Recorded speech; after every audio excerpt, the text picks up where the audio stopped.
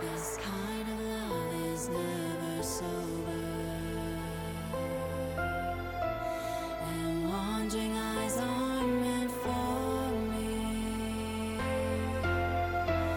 We're hypnotized and going.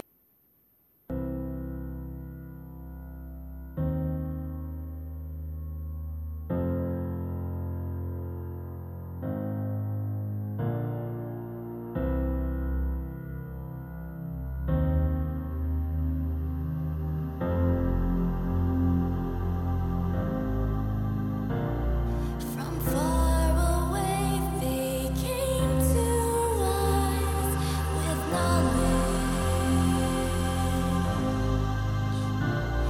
They changed our world and left us without warning. They will return the day when they are needed. Our gaze is shifted upwards to the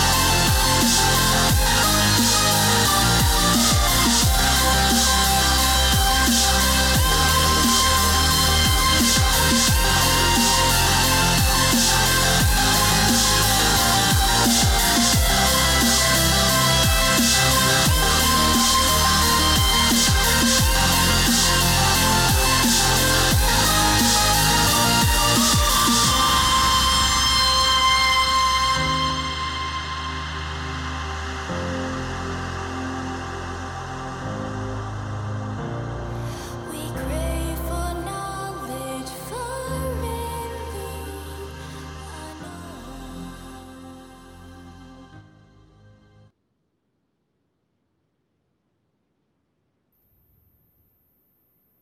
And welcome to Crowns and Crows, episode 2. We promise we'll record this one. I swear. It'll actually happen this time. We have double, triple, and quadruple checked everything. And yes, please, Valor, put that away. No one wants to see that wiggling around. But welcome, everyone. Thank you so much for joining us here in the I was going to say the IRC chat because apparently I'm really old. And yeah, but Really? yeah, shut up, okay? Yeah. No, but thanks for joining us in the Twitch chat, and thanks to our podcast listeners. Very much welcome. There is going to be a slight buzz this week after PAX East. I should be getting my new mic, and everything should sound perfect. Probably not, because it's technology. Electronics are assholes, so that's okay. But welcome to the show. This is going to be a primarily kind of competitive PvP-oriented style of the Crowfall podcast. Of course, we are talking about Crowfall, the upcoming MMO by ArtCraft, and it's going to be interesting. It's going to be one of those MMOs that we have not really ever seen, and we're just really excited about it. Before we actually see it, it's a long way off. Production is still there. And we're just really excited about it. So, without further ado, my hosts are going to be Lakez and Valor. They are part of Lords of the Dead, LOTD.org. I almost said .com, but I didn't. I was like, no, again. It's .org. Please don't murder me. Oh no, bro.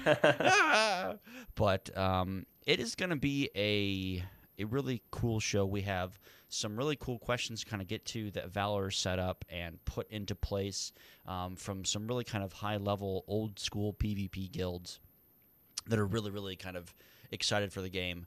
Of course, I am your host, Bazeleel, or Patrick, or Hey You with the Face. Whatever you want to say. Doesn't matter. Now, I have been instructed to mention all these guilds by name because, that's what we do here on Crowns and Crows, but we'll get to that in a little bit later. First, I actually want to ask, how was your guys' week? Lake, did you have a good week? I did. I had a great week, actually. And on top of it, we had a lot of good conversations on the Crowfall forums, and we're just able to gather a lot of community information. And we really worked hard to try to piece together a good generalized topic of what we expect out of this PvP. And we're excited to bring that to you today. Awesome, awesome. Valor, how was your week this week, sir? You know, my week was better. I actually had the pleasure of getting to go and meet the ArtCraft team. Nice. I live in Austin, Texas, so I've got the unique opportunity to, hop across the highway, if you will, and go say hi, see how they're doing. Took them a little bit of congratulatory Johnny Walker. So Okay. All right. they were appreciative. If you follow me on Twitter, or if you follow really any of them on Twitter, you probably would have seen what happened shortly after taking a shot with Todd. Lots of fun. Big shot, would you say? And the drink? I mean, it was a shot. Everyone needs a little bit of a little get up and go on a Friday morning. So it was fun, and I do have some spoils of war. They gave me this T-shirt, which I'm gonna hold up, but I can't talk at the same time. So hang tight. All right, so I got this figured out. So I got this T-shirt, and if you want one, I believe that they're going to attempt to get these up in a store at some point down the road. So, hey, one. plugging. Send me lots of T-shirts. Send me all the T-shirts so I can plaster my wall with them. So, giving them a little bit of a plug. Hopefully they get their shop up and running, and they're able to start selling some of these. This was a demo or prototype, something Awesome. they weren't going to use. So, I had a great week, lots of fun, and I'm excited to get into the meat and potatoes of our podcast. Awesome. Really awesome. quick, guys. If you haven't done so and you haven't backed the game, at the bottom of our page, we have a link that sends you right to the Kickstarter. Back it. This game is going to be awesome. We're almost there to the first stretch goal, so we're going to be able to get another guy in there to do some graphics and so they can send back our animations to send back the guy to do the graphics and artist work, and that's going to be a lot of fun. So check it out, guys. Back it. It's almost there. Now, I will say about Kickstarter, if you guys have never actually backed or Kickstarted a project before, this is my first time. So, don't feel obligated to do a huge price. You can do the $34 one, and that's awesome. Every little bit helps. You pay $34, you get a digital copy of the game, and the game retails for $50. So you're saving, what, $12? Math is difficult. But yeah, Lake, could you turn down your mic about 5 decibels? People are saying is really, really loud. So I'm gonna credit that to just sheer excitement. Just sheer excitement. That's fine.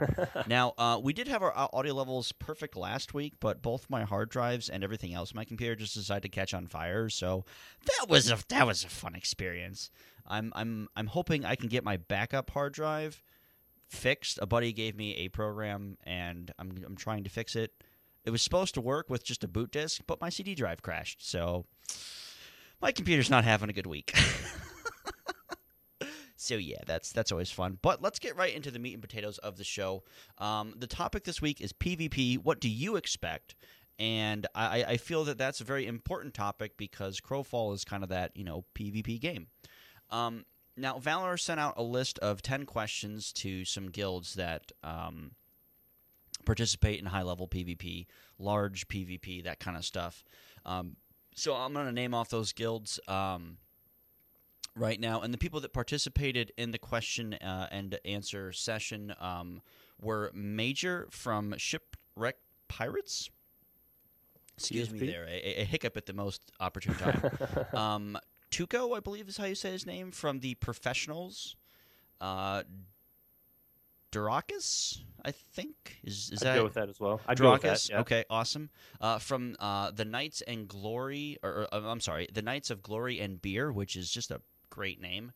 Lords of the Dead, OBS, and nope. What? Lords of Death, brother. Oh, my bad. This Hey. is one of those things. I even called out Todd on it, so no one. Okay. All right. Fair enough. All right. So we have OBS from Lords of Death. We have Hades from Lords of the Dead. Don't get those confused, like I do, because I'm awesome like that.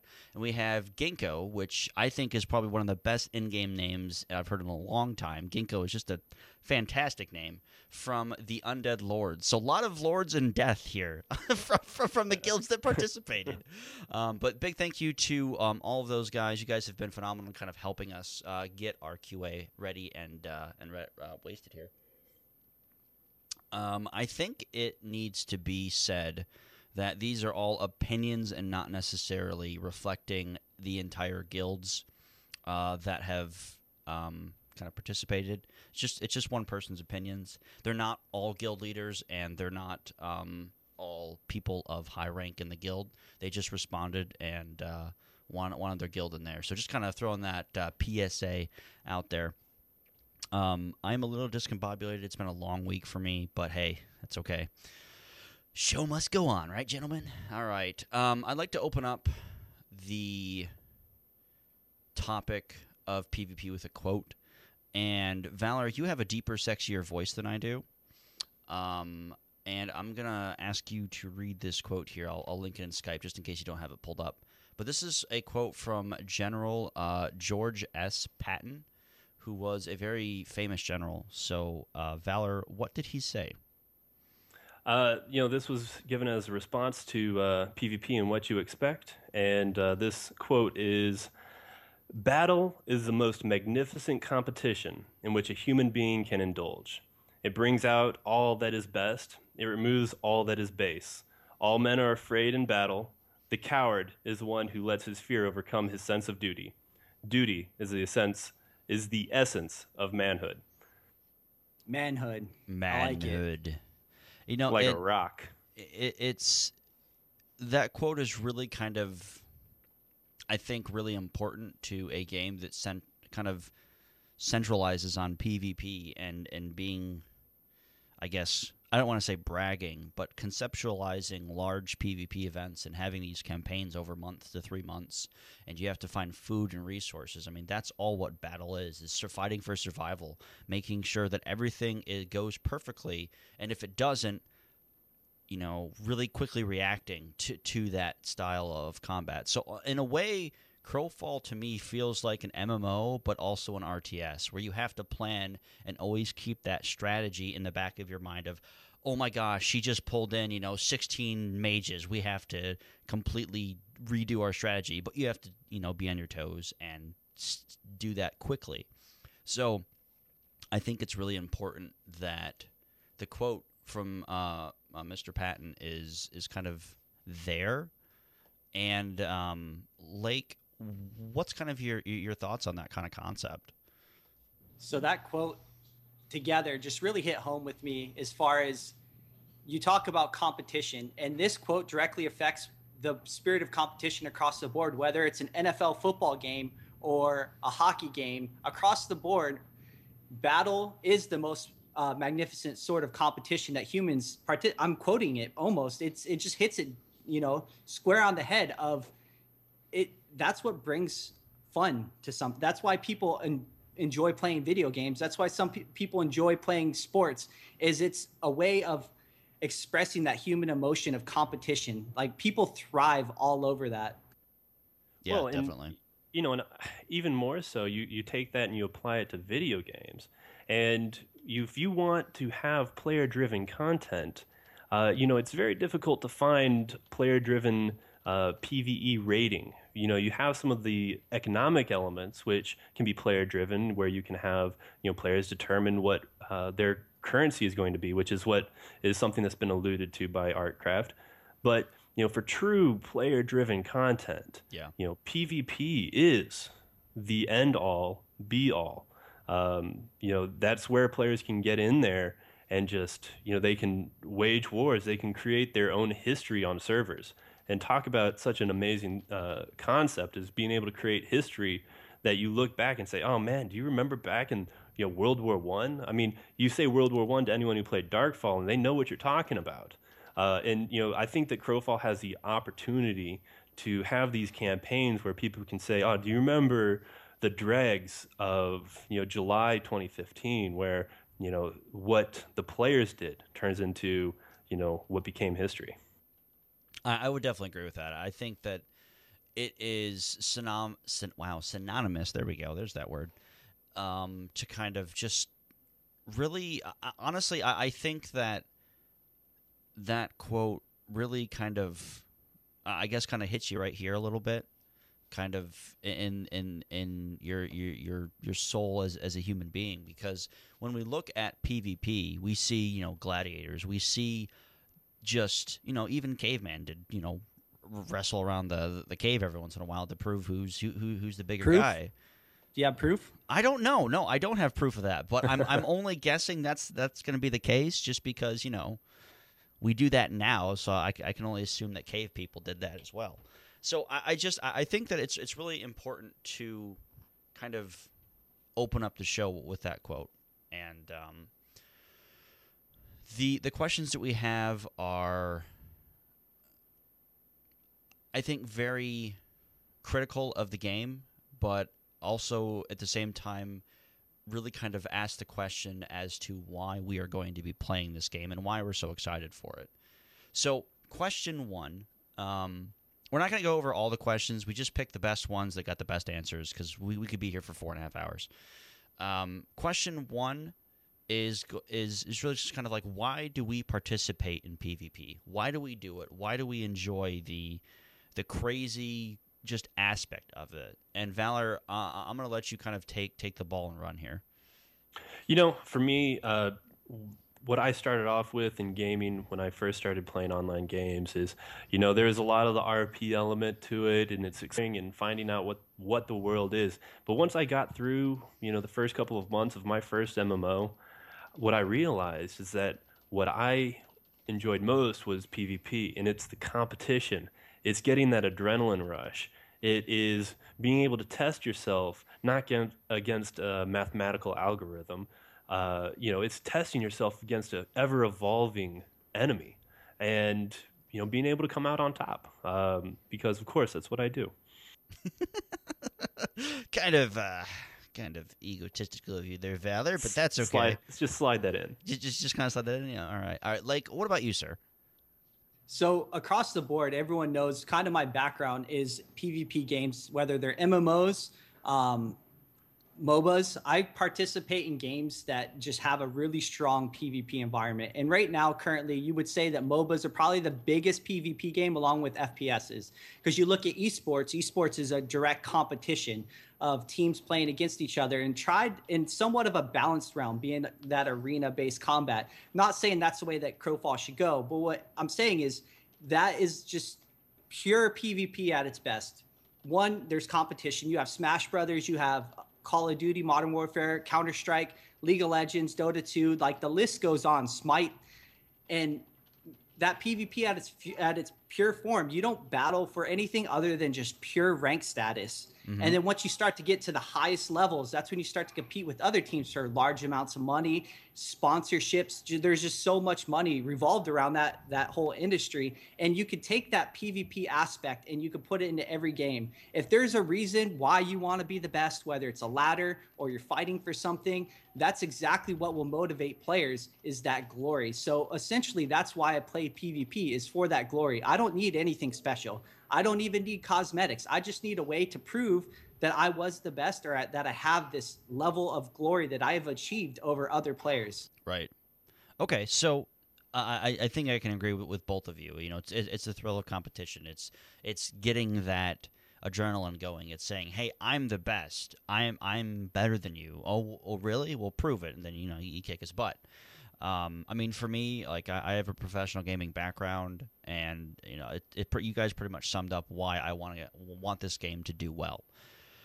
And keep in mind, guys, as we're talking about this, we really don't know anything about the game other than what they're telling us, and what they're telling us is all conceptualized. Nothing has been promised. Nothing has been, "Oh, well, our game's going to have this." It's we are making this concept. We want this to work. Here's our idea. that is you guys gotta have to kind of take that in mind. For our newer listeners that are curious about the game, curious about some of the shows that do content for Crowfall, is nothing has been finalized. So as we're talking about that, keep in mind that the developers are still listening to feedback and input from you guys, and I think it's important that the reasons that we're going into PvP stays the same throughout our entire kind of why we want to go into Crowfall, and don't bend the rules just because we want the game to succeed. But I want the rules to bend in a way where it is acceptable for the from a community standpoint and from a gameplay standpoint. I want the game to stay competitive, and if the game's not for everybody, I'd rather it stay that way than rather have I guess WildStar or Guild Wars 2 style kind of PvP in. Would you guys agree with that at all? Do you think that that's putting standards a little bit too high? I don't think that's putting standards too high. What I really want is they're very receptive to the feedback that comes on in the forums. And I think that they're going to make adjustments and try to appease what the hardcore gamer and the dedicated people have kind of put out there for input.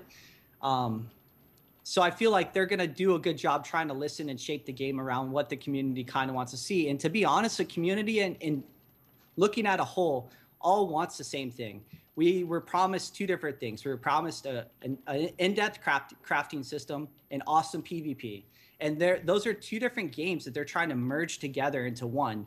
And the promise, and the only promise I think everybody here wants, is those two systems to be merged together to be at equal parts within a game itself. So they keep on talking, our Golden Glory guys, about the economy PvP and how they're going to have to merge together.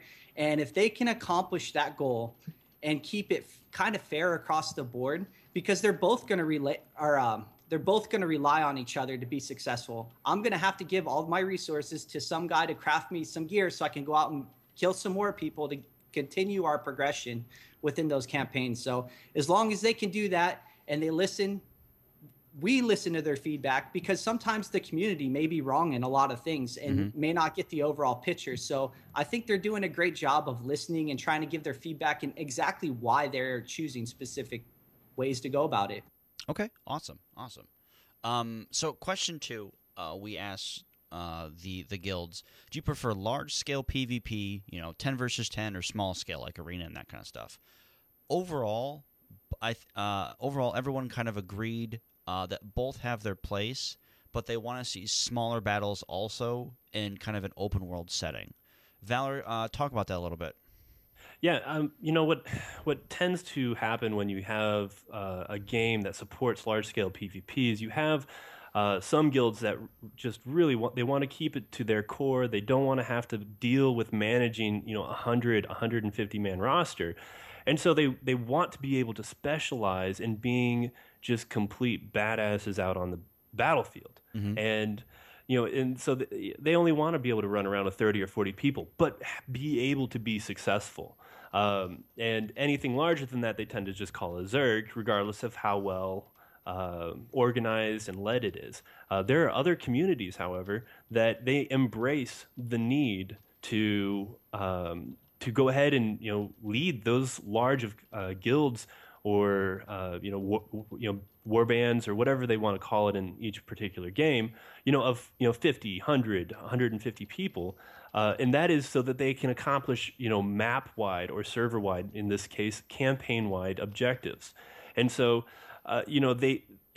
everyone wants to be able to be good in the small scale engagements. But everyone also respects that there is oftentimes the need to be able to lead those large scale encounters. And I think with Crowfall, what we're coming to see is that they want to eliminate as much as they can the Zerg ball that people encountered in Guild Wars 2. I know that Osium from the Mercs, he actually gave a response later on.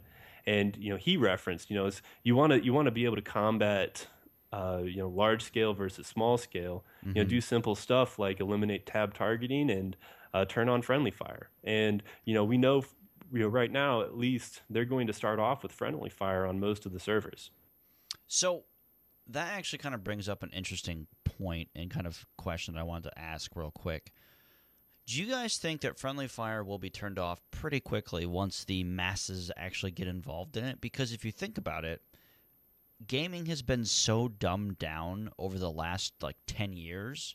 Because, I mean, friendly fire used to be a thing in first-person shooters. Friendly fire used to be a thing in, large-scale PvP-style games. Like, if you did a giant AoE and you had buddies next to you, yeah, they're probably going to also get caught on fire and look at you and go, dude, what the crap is your problem? I am right here. So do you think that them turning on friendly fire and saying we want this to be something, a part of our game, Lake, do you think that this might be a kind of a roadblock for them in terms of getting casuals or normal people to play the game? So this is a Crowfall podcast, so I won't do this again. I won't reference another game that's trying to come out, but I'm going to talk about it in Camelot Unchained. They are creating that game in the PvP combat to specifically be geared towards the hired skilled players. And they may not attract the unskilled or the people that just want more of a casual style game. It really depends on what Crowfall's target audience is. Whether they want to make this game skilled enough or hard enough to where people have to be good. They have to be able to use those skills properly or they're going to wipe their party. So it really, like I said, depends. But I also think what they're going to play with is the rule sets. The rule sets are going to have a large impact on friendly fire on servers. Like I can almost guarantee, obviously this is an assumption of mine, but the dregs being a high risk, high reward is probably going to have friendly fire turned on. Reason being is because they have different rule sets that they talked about, and we'll talk about this next time because PvP is going to be a huge. We could talk about this all day, just like we could talk about crafting all day into multiple shows. But the rule set and the bloodstones and that whole concept, just that right there, they want to put in the large scale and the small scale style of combat, and across the board, you want that friendly fire involved in skilled competition like that. Rating and everything else is going to revolve around being able to use those skills just properly. And they're going to try their best to make friendly fire work. I think we're all hoping for it. One, it's going to help eliminate that Zerg ball that we kind of talked about that we don't really like. I'm the type of person where I really like both styles of PvP. I like small scale. I like arena. I like small group tactics. I also like the large scale tactics. I mean, I'm in the military as many other people are, and those both style of tactics apply on a battlefield, and you can directly relate a lot of those styles into this game. And if they can complement each other, I'm going to be really excited to see what they come up with. Okay, awesome. Now, in terms of like large scale, someone in chat mentioned the voxel system. Valor, do you think that that'll play a kind of a key role in terms of like friendly fire, like, accidentally crushing your enemies with, falling debris as you fireball them out and be like, oh, well, that was my bad? Do you think that that's something that we're going to have to watch out for, or do you think that may be asking too much of ArtCraft at this point to try and actually put into the game at launch? Yeah, no, they've definitely said that before, that, if we're going to be blowing up walls with fireballs, or, if you take their video with a hammer, if you've got a couple of guys who are scouting out and they're underneath those walls and walls come down, there's going to be damage, and whoever's close to it. So the cool concept is if you knock down a wall and it explodes out on the other side, you could damage some of the defenders on the other side of the wall. But on the flip side, if you've got two guys too close to it, how else that's going to be incorporated in just an open field? That's where I'm kind of interested in terms of voxels and friendly fire. Is if you're dropping fireballs and they create a hole and then something drops on top of it, or what are they going to do? I mean, I can't even think of the different possibilities right now. Right, but right. I'd say, yeah, it's got me excited too. I mean, we're talking about groundbreaking stuff that really hasn't been implemented in a successful game or MMO yet.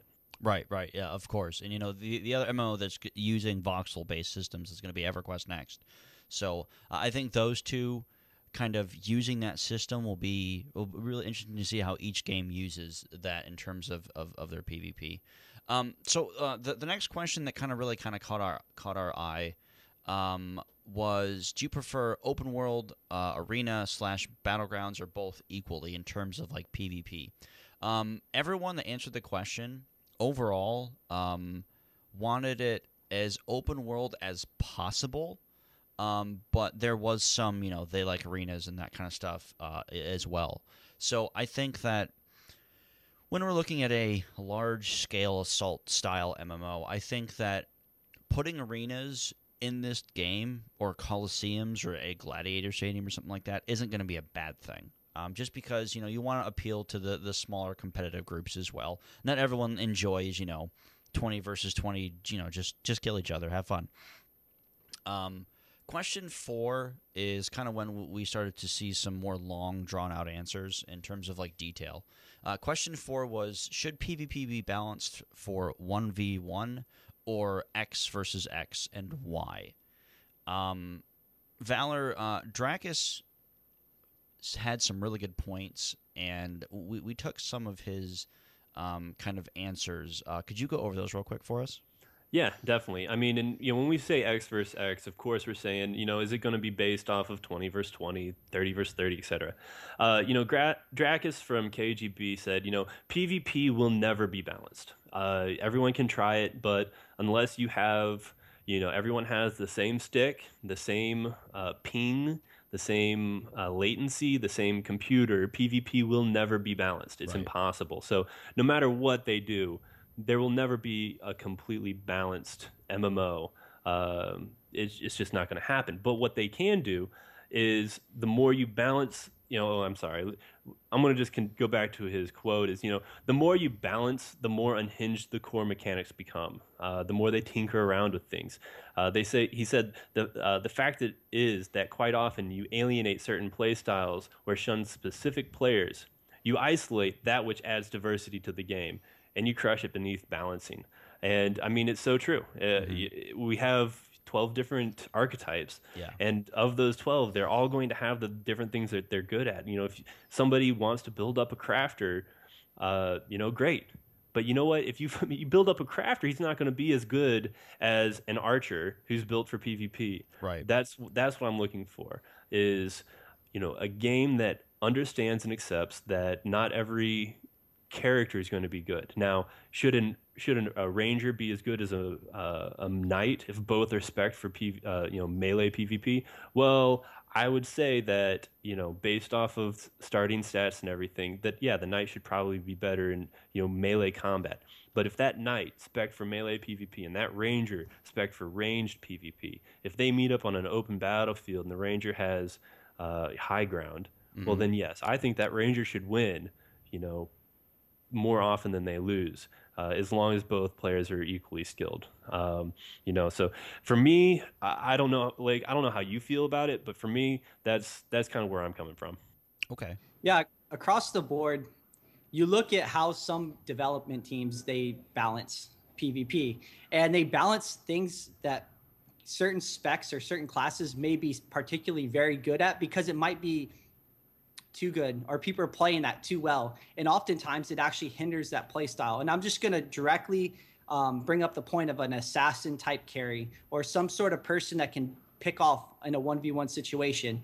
And once it gets into melee form with some sort of stealth, it go ahead 100-0 somebody and they're dead. People may not like that style of play, but if you're playing somebody that necessarily may not be able to handle a 1v1, you shouldn't be traveling 1v1. You've got to play your class to it's the way it's supposed to be played, or not the way it's supposed to be played, but you got to play towards its strengths and not its weaknesses. If you're playing something that can't be by itself, like if you're trying to escort your crafter somewhere, your crafter shouldn't la-di-da-di up the field with nobody there kind of protecting it. You may have to have some sort of protection, some sort of presidential protection type deal on your crafter. So across the board, you can't nerf things that are particularly, like that class is particularly good at, because I like to see classes that can go in there, stealth up on a 1v1 situation, get onto a ranged carry, like a ranger or something, and then just kill it. Stick on top of it, kill it. it's your fault. You were kind of there by yourself. You weren't traveling maybe that high ground path that Valor was talking about. You've really got to be strategic in your play style. And that's military tactics. You don't have a sniper go and run down a valley to try to get to his next spot, because you're going to lose footing. You're not going to be able to run up a mountain to get to high ground to get position on another squad down. Well, I mean, unless you're playing Battlefield, then you're fine. But yes, in real life, that is a very, very good point. But they're trying to put those style of combat into this game with the physics across the board. Whether you may get tired running up a hill faster than you may running down a hill, like everything's going to play. And I don't know exactly how in depth they're going to go, but you could go extremely in depth. Like I was saying, this PvP could be built for a high skill cap. I mean, yeah, it's a really interesting concept when it kind of comes to how they are going to incorporate physics and then just kind of everything else. I think it's too early to say what's going to be what until we actually get either our hands on that kind of stuff, or we actually get some more kind of gameplay footage style things. And, as we saw in the Kickstarter video, I mean, it's so, like, early concept that the FPS of the gameplay footage wasn't even fluid. It wasn't even smooth. So that tells me we got a long way to go before we actually, actually see the full kind of conceptualized ideas put into video format and actual in-game play. So I'm not really too concerned about that. Valor, do you have any concerns or anything about that kind of stuff? Honestly, I'm not terribly concerned about it. From the most part, they have been very upfront with the status of their game. And with it being, I mean, when we talk pre-alpha, I mean, we're talking pre. Nobody's really testing this game outside of their office, as far as I know. And they were just building archetypes, right? Just what, last week. Yep. So I'm not surprised. Look, they're going to be working on the core mechanics. They're talking about hitting their stretch goal, getting some more guys on the team to help out with some of that. They want to change and improve even what we saw. So for anyone who wants to know, hey, what do we expect out of Crowfall? I mean, don't expect a whole lot this year. Yes, they'll probably be able to get into early alpha testing, things along those lines. But then after that, they're going to use all of that time to work on balancing. So they're going to build the base, and then they're going to make it pretty as time goes on, which is just the typical thing. Yeah, I would definitely agree. So there has been. I'm sorry, I'm completely distracted right now. I looked at something and my mind went somewhere else. I need to not do that while I'm actually doing a show. Just like, hey, look, pretty butterfly, ooh, squirrel. Well, we're on question 8 right now, aren't we? With yeah, yep. I had a idea that I wanted to talk about it, and it completely slipped my mind. So we'll just move on. Question 8, I think, is kind of where the most important kind of topic lies within this game. Question 8 is, knowing that the Zerg, quote unquote, has become a problem in MMOs due to the massive influx of players over the last 10 years. What are the top 3 things developers could do to reduce the Zerg influence/power in games? And this is really, really difficult to hammer down, because there's more than 3 things that can obviously break and just completely dismantle a game that is meant for large PvP. Lake, what is your kind of take on this? So there's multiple things, but the 2 that come to mind, they already have in place. 1, different rule sets. The rule sets are going to favor either large or small scale combat. Depending on what rule set's in place, you may have to play different styles. And those, if you Zerg up, you may lose something that's designed to be in a small scale combat style of rule set. And then on top of that, they've also talked about friendly fire. I think combined with those 2 things, those are the top 2 things that they've already talked about that has the potential to kind of negate that Zerg ball. And on top of that, they are going to play with maybe death timers and the fact that people are going to lose some of their gear if they die. So you're not going to want to send in 10 of your people to just get murdered by somebody so you could try to Zerg up something else. You're going to start to lose guys if you don't have a little tact to your movement. So right now, I feel like they have the core elements in place to kind of negate some of that Zerg concept. There are some other things they can do, but I just want to talk about those two things that they already have in place to negate some of that Zerg ball. What do you think, Valor? Well, we sent out this survey, and I think that some of these guys did a really good job of summing up, some of the problems.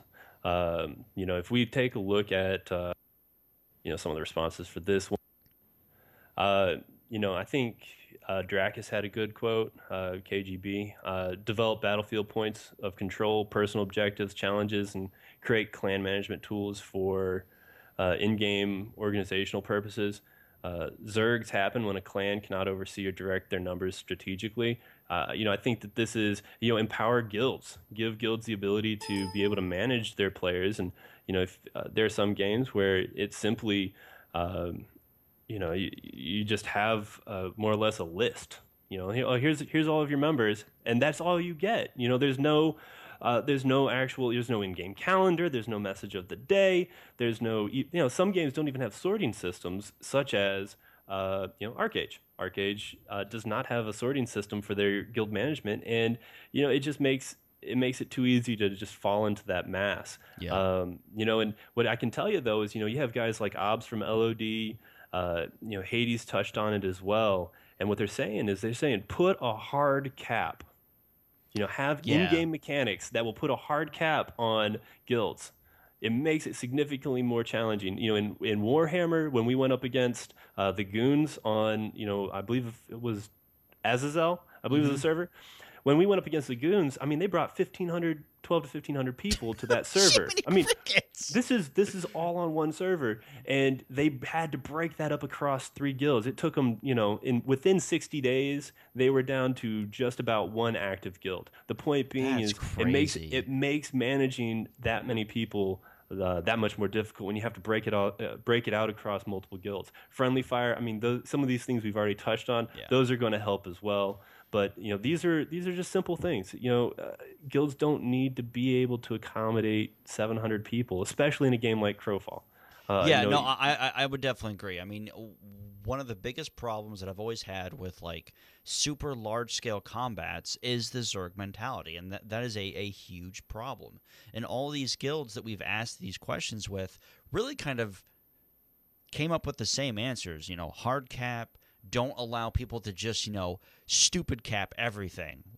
There's games that do that. It's just all right, Zerg just kind of goes boop, boop, boop, boop. Don't be Planet Side 2, where you're just we have 400 players. Have fun, everybody else. It's just because I was in one of those guilds in Planet Side 2. We had 200 to 350 players every night, 6 days a week, and we would just waffle stomp for 3 hours, and it was the best thing in the world. But no one else was having fun. We were having fun.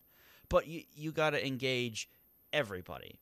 So I think Tuco also kind of makes a good point in having many objectives around the map encourages players to split up to complete them, and doesn't encourage people just to be bam, castle, go. 400 people go to the castle. It's 50 there, 100 people there, 100 people there. So I think it's really, really important to have objectives and to branch out the really important objectives, kind of like your hand. Instead of, just one finger, you have 5 fingers that you have to deal with. And games like WildStar's Warplots, that was a big problem, is everyone would just Zerg to the generator, and no one would really care about anything else, because, that's just the way it went. And I think Guild Wars 2 kind of had a good system in place, but the problem was there wasn't enough important objectives to split people off, and then, the Zerg mentality became a big issue. So Guild Wars 2, kind of has it correct, but it's not quite there yet. And so I think that Crowfall being just completely PvP focused is going to be something that we really haven't seen before, because every MMO up to this point has always had PvE and PvP. I mean, I honestly can't think of an MMO that was just PvP and was actually successful. If you guys can, great, but my memory is terrible. Well, you'd have to go way back. I mean, to be honest, you'd have to go way back, and if it's not an MMO, you're looking at what other types of games outside of MMOs would be Right. quantified as that. Mm-hmm. And I think probably PlanetSide is probably the closest that we can get to massive world, just player versus player. But Lake, did you have any other things that you want to bring up, or are you good then? No, I mean, you guys basically covered it. Okay. All the points that they talked about, all the other leaders and all these other guilds and communities, they have a very good consensus about what they want from this. So, I mean, the community is spoken for the most part. Everyone's kind of on the same page here. Yeah, no, I would definitely agree with that. So question 9 kind of has to do a little bit about gear. Knowing that gear grinds have also become a norm in MMOs, which, dear sweet mother, I hate that crap. What do you think the developers could do to reduce the influence of gear grinds / PvE on PvP? Now, Valor, I know that all three of us have talked about this off air, to death. But Lake, you've actually brought up some interesting points on kind of the gear grind and how this is going to be different. So why don't you elaborate on those a little bit? So across the board, the progression style or the progression path that Crowfall's taken with character progression, say it again, 3 times progression, right, is that it's going to be more of a linear. The only real vertical within this game is going to be the gear.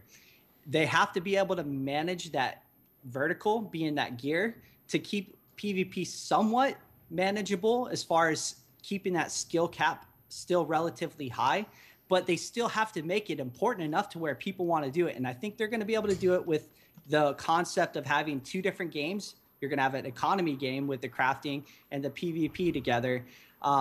The next thing that they're putting into place is the fact that everything's going to be player made.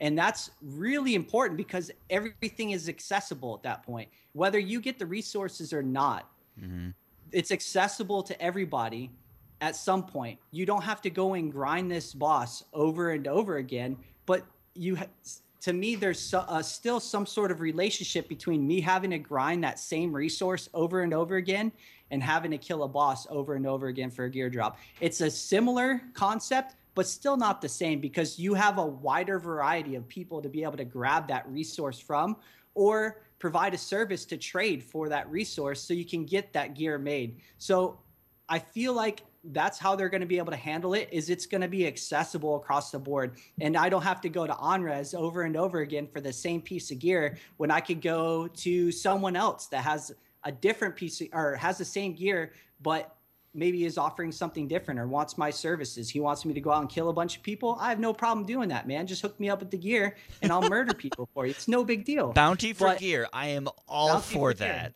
I'm for hire, guys. But across the board, that's where I feel like they're going to be able to handle that gear grind. Is everything's going to be player made and accessible at some point. You have to be good enough to be able to get it. Yeah, I think that's really important. Valor, before we move on to question 10,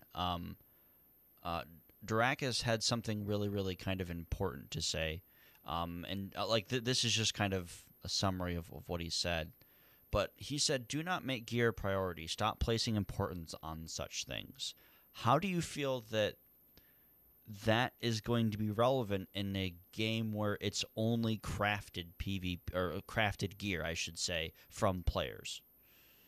Well, what I think that they're going to do, and you brought up Lakez, and to be honest, for the most part, every single guild leader from the different communities that we polled, each of them more or less said the same thing.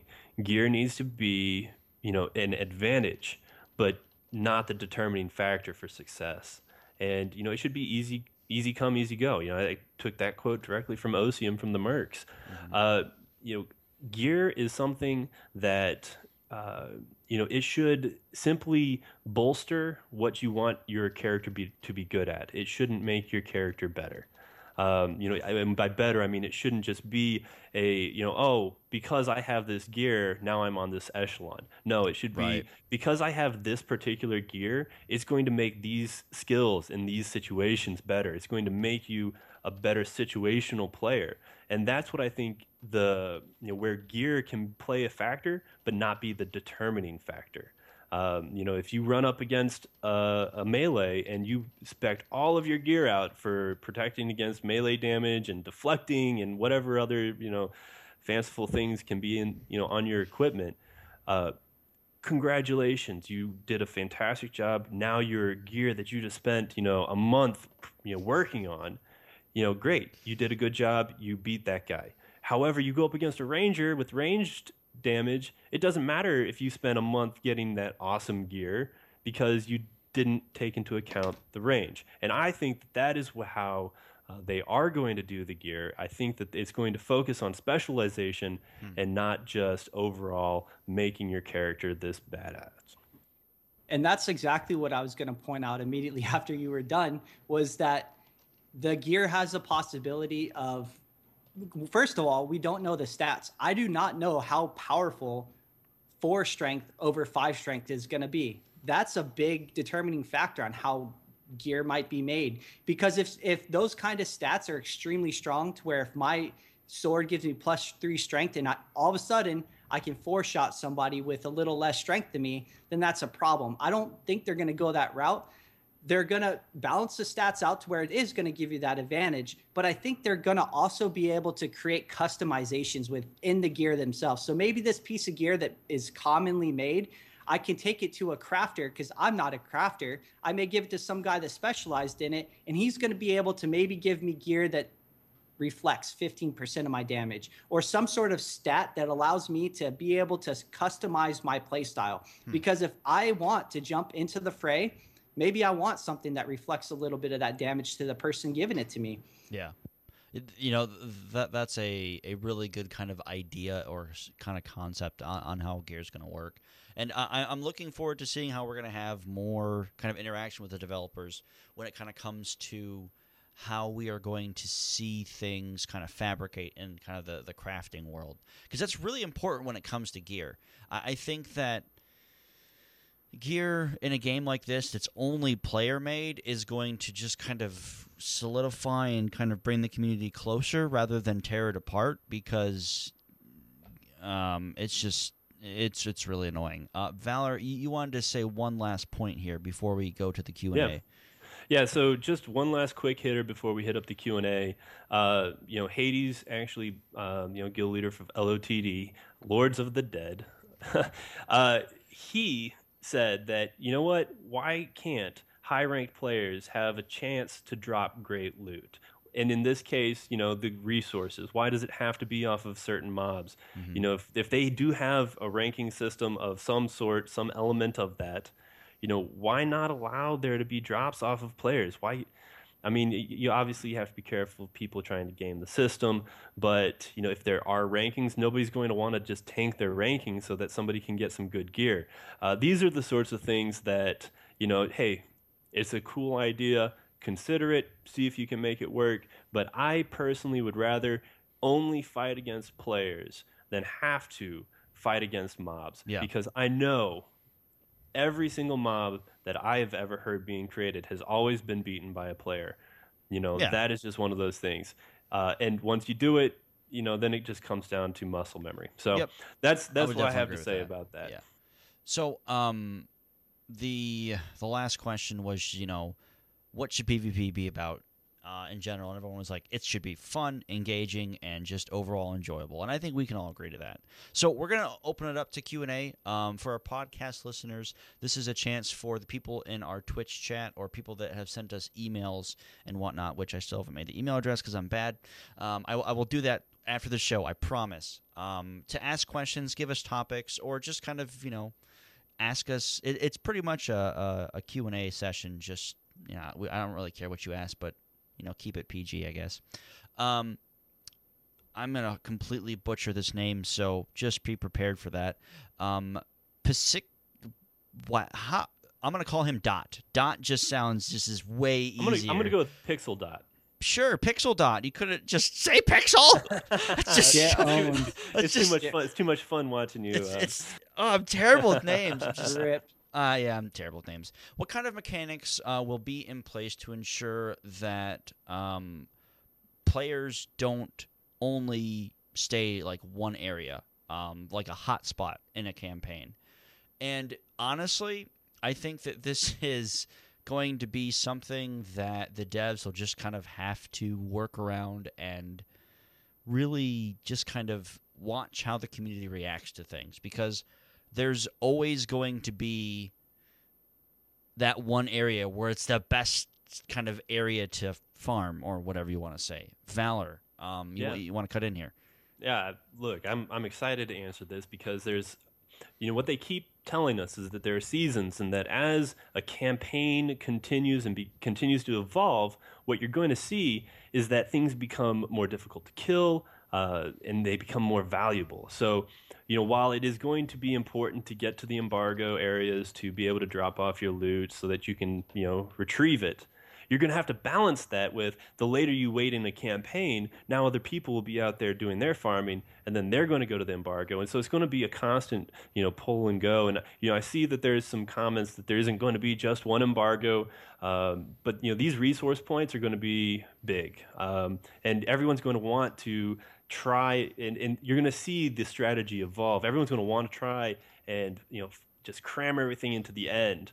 And then after that, they're going to see that, that just doesn't work. And so it's going to be this ever-evolving thing where everyone's going to be trying to balance, taking their resources and dropping them off with, fighting over other people's resources with still, gathering more resources. Right. And, and there's going to be more than just, an embargo area as a hotspot. I mean, there's going to be a lot of areas over there that PvP is going to be driven around. And I am just excited the fact that, this is what they're focusing on, and it's not the mobs later in the game or in the campaign.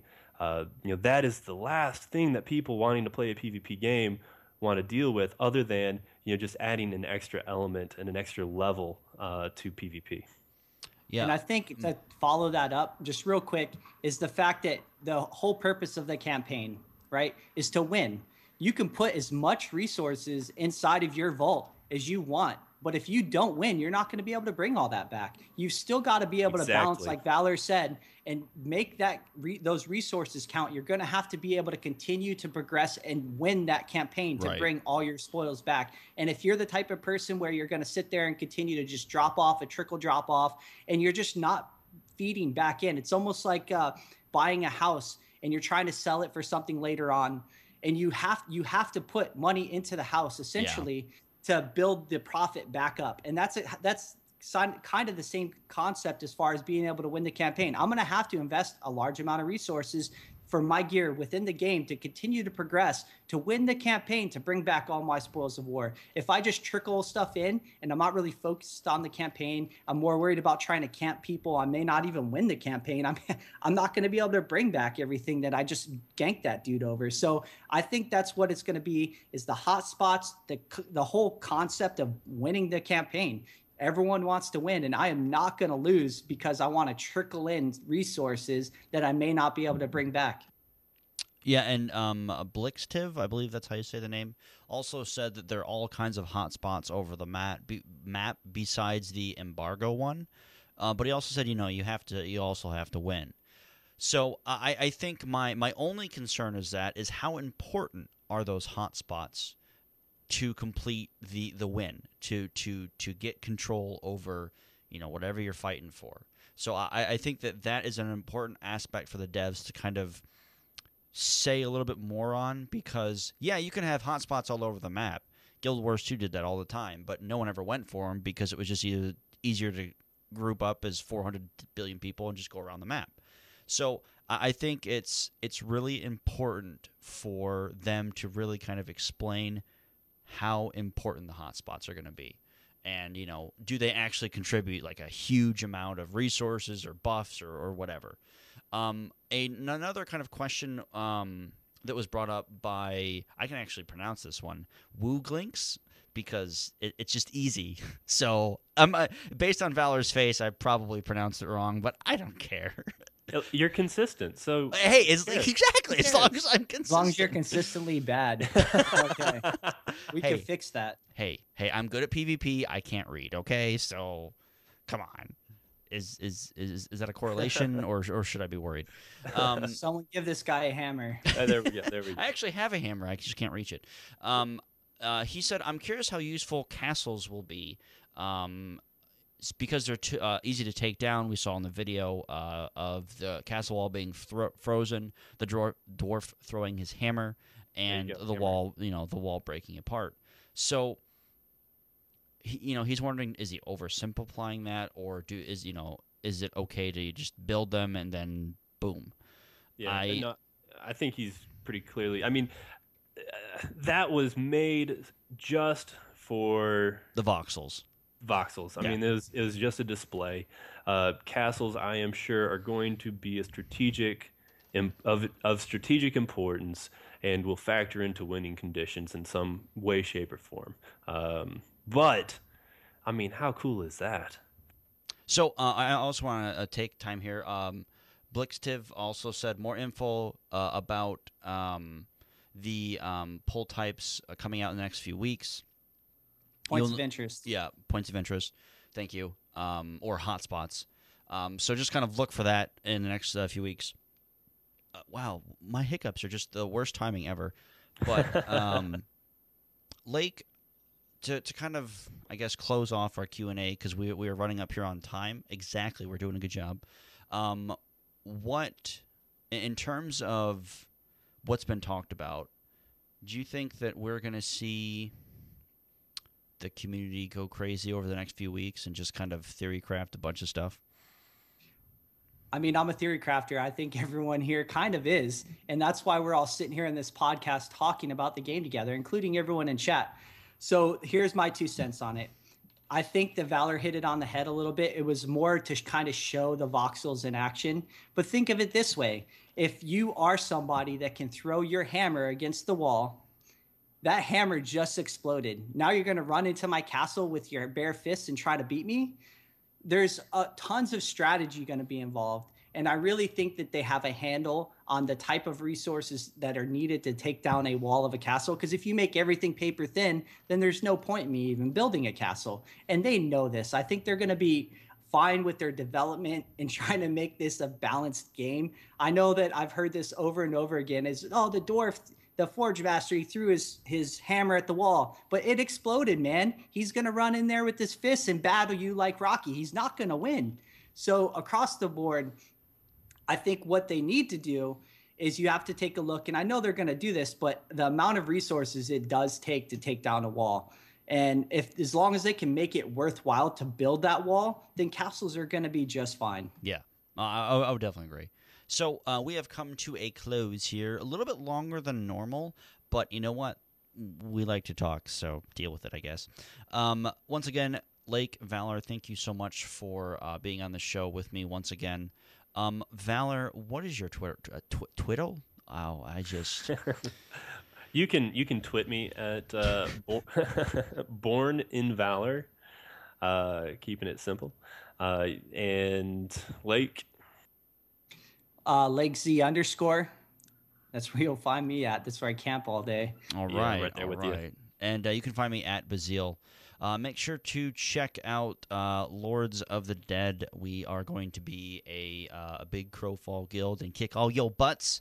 Guys will be crying and asking for your taxes to be lowered all Air the day. times. Air day. Yes, we're suddenly talking horribly. But LOTD. You guys aren't humble at all. No, we're not. LOTD.org. Also, make sure to check out qtimes.com, just a fun little website I'm a part of that just does random gaming stuff. And they also just started a D&D show, which is really cool.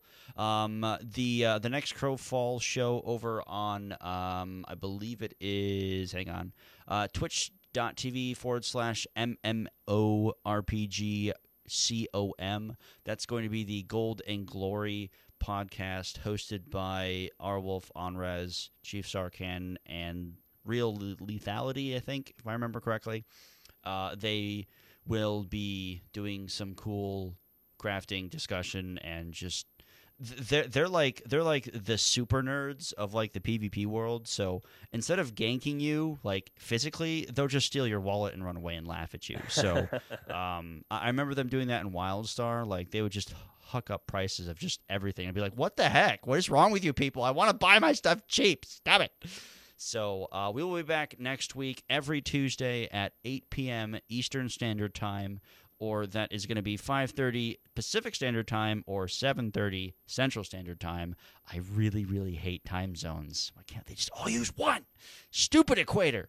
But thank you to everyone who has been in the chat. Thank you to our viewers. You guys have been really, really awesome. Podcast listeners, thank you so much. Email will be up this week. If you're coming to PAX East, come say hi. I'll be working with Motiga at their gigantic booth. I'll be in the tournament practice theater. And Lake and Valor, are any of you guys going by chance?